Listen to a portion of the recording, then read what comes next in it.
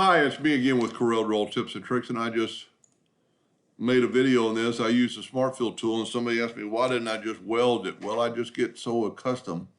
If you look, there are all these different parts. You can select them all and weld them.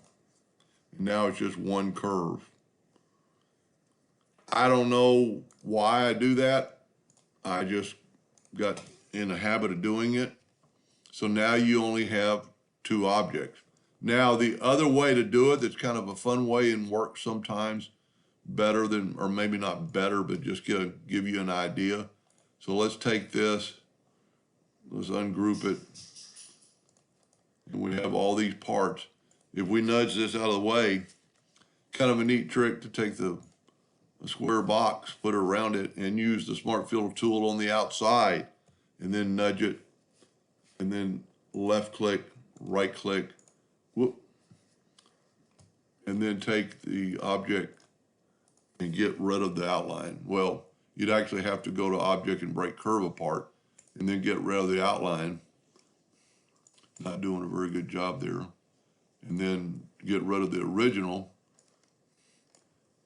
and you have two objects. Same thing, different results.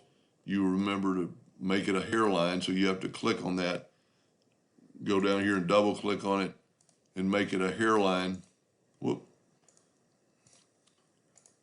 So now you just have two objects and it'll cut. But same thing as before, I would clean it up with the Smart Fill tool, the shape tool, and all these extra nodes.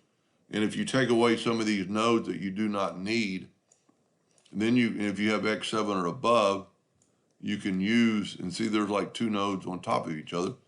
That evidently was the wrong node to remove, and you can remove that one. After you do something like this, you can always go and use the smoothing tool. If you have X7 or above, which I love, the smoothing tool. And then you make it a little bit bigger, make it like 0.5. And then you can smooth out these turns. You've got to be checked on it. And you can make it a little bit less sharp in some places. Anyway, I hope that helped a little bit. Thank you for watching.